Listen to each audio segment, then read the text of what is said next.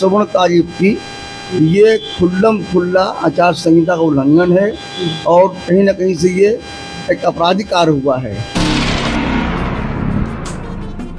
इस बार उनको बसपा ने टिकट इसलिए दिया है कि भारतीय जनता पार्टी की सेटिंग में टिकट दिया है।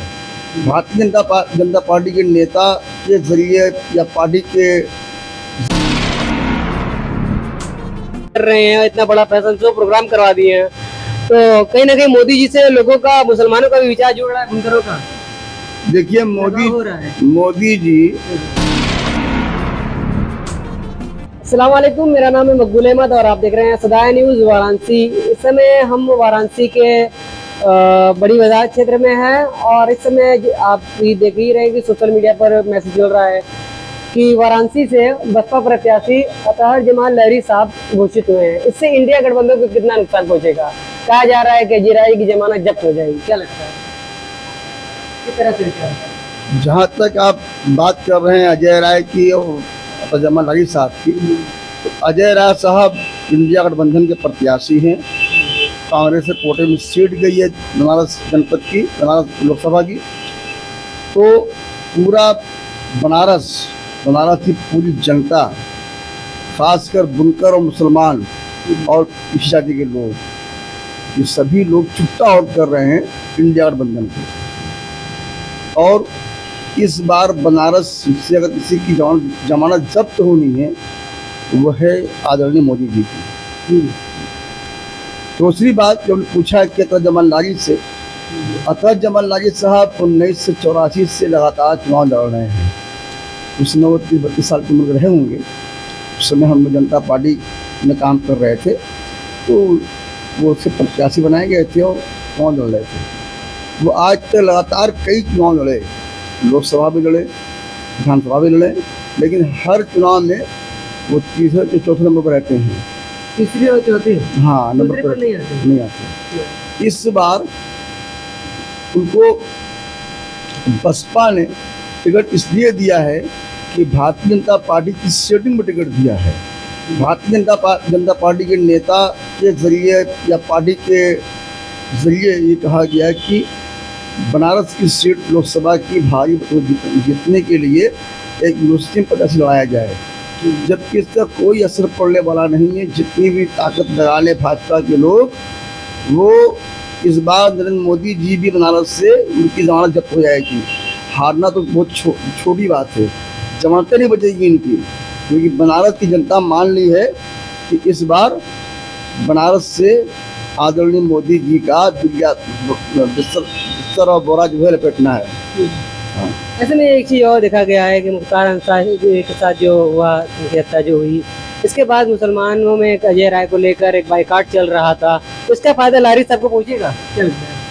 देखिए, मुसलमानों में मुख्तार साहब को लेकर के अजय राय साहब के दरमियान क्या मामला है, अंदरूनी मामला है, पता नहीं, उससे ज़्यादा हमारी कोई खबर नहीं है। लेकिन इतना जरूर है तो चाहे जितना भी शिकवा शिकायत हो, वोट पड़ेगा इंडिया गठबंधन को।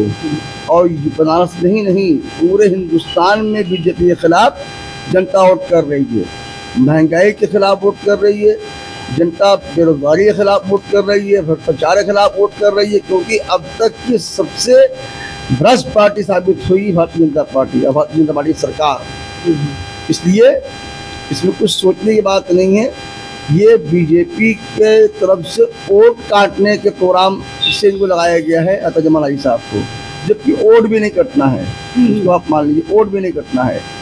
इनको दलित वोट नहीं कर रहा है अतहर जमाल लहरी साहब को, ये सिर्फ मुसलमानों का वोट काटने की नियत से कार्य कर रहे हैं। तो ऐसे में ये देखा जाए कि आप जब ओवैसी आते हैं तो आप लोग कहते हैं कि वोट काटने आए हैं, अब लहरी साहब आ गए तो आप कह रहे हैं वोट काटने आ गए, तो ये इनकी इंडिया गठबंधन की गारंटी है कि वो मोदी जी हरा पाएंगे? हाँ, बिल्कुल गारंटी है भाई। इस बार आज पीडीए हमारे राष्ट्रीय अध्यक्ष जी ने बनाया है। पीडीए मतलब कि पिछड़ा, दलित, अगड़ा, औरत, सब इसमें है। मीडिया मतलब पूरे देश की जो दलित जो जो मतलब तबका पिछड़ा तबका है, वो पिछड़े तबके के लोग इसी में शामिल हैं। और भारतीय जनता पार्टी को इस बार बहुत कम सीट मिलनी है, मतलब सीट का आंकड़ा एक मतलब सैकड़ा के अंदर रहेगा।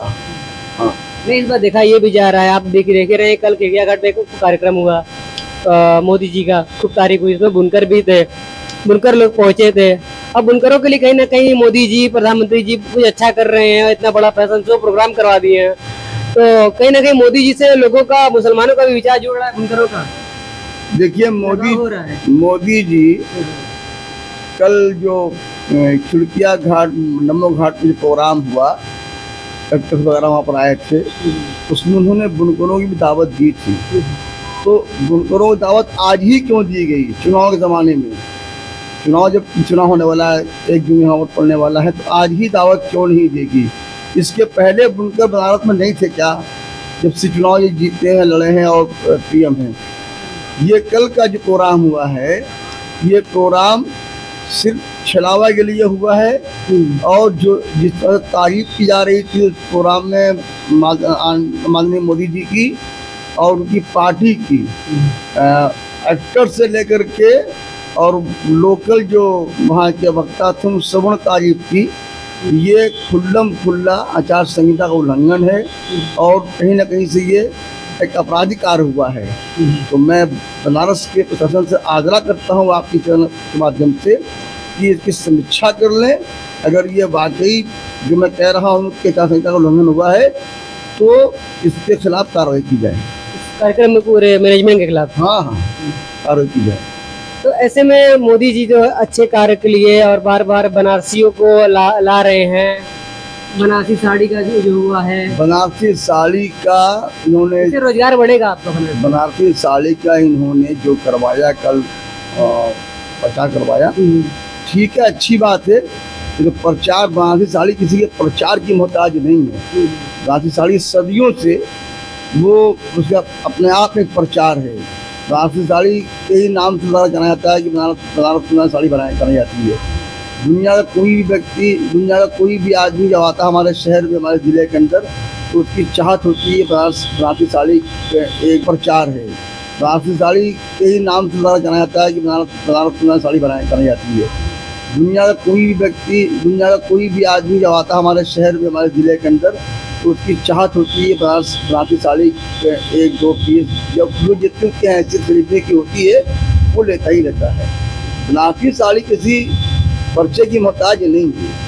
हाँ ठीक है, आप मोदी जी लोग रिझा रहे हैं, फुसला रहे हैं, समझा रहे हैं कि नहीं हम आपकी तैसी हैं। मोदी जी असल में किसी की तैसी नहीं है। मोदी जी से भला न देश का होने वाला है, न देश की जनता का होने वाला है। मोदी जी अपने आप में अलग वस्तु, अलग व्यक्ति हैं। वो तो गारंटी दे रहे हैं, मोदी जी कह रहे हैं, मोदी की गारंटी लेकर आए हैं, परिवारवाद लेकर आए हैं, 400 के पार का नारा है। जिनके पास खुद का परिवार ना हो वो परिवार बात कैसे कर सकता है? मोदी जी की खुद ही बीवी बच्चे नहीं है, खुद ही अपनी पत्नी को छोड़ के बैठे हुए हैं, आप परिवार की बात करते हैं। और दूसरों का परिवार देख के उनको जलन होती है। उनका परिवार 5-7 तो है, अडानी अंबानी जैसे उनकी जो दोस्तों सर्किल है कि नहीं, यही मोदी जी का परिवार है। और देश की जनता जब अच्छे से जान चुकी है कि मोदी जी के परिवार के हम लोग नहीं हैं, वो हमारे देश का भला चाहते ही नहीं। मोदी जी अगर चाहते तो हमारा देश का युवा बेरोजगार ना घूमता, वो टाली ना चलाता, रिक्शा ना चलाता, वो पकौड़ा ना तले बेचता। अगर चाहते भला तो कर नहीं रहे। अग्निवीर की योजना आप ला दे रहे हो। 22 साल का लड़का अग्निवीर में जाएगा, 20 साल का अग्निवीर में जाएगा, 4 साल में रिटायर हो जाएगा। 4 साल में होगा रिटायरमेंट, 20 साल 24 साल 22 साल 23 साल में इसमें खत्म हो जाएगी। 4 साल वो काम करेगा, फिर क्या करेगा लड़का जो हमारा समाज का है, देश का।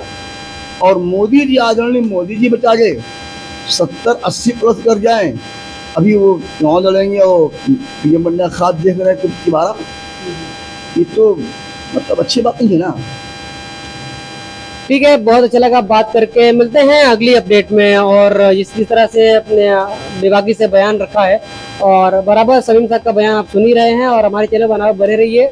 मिलते हैं अगली वीडियो में।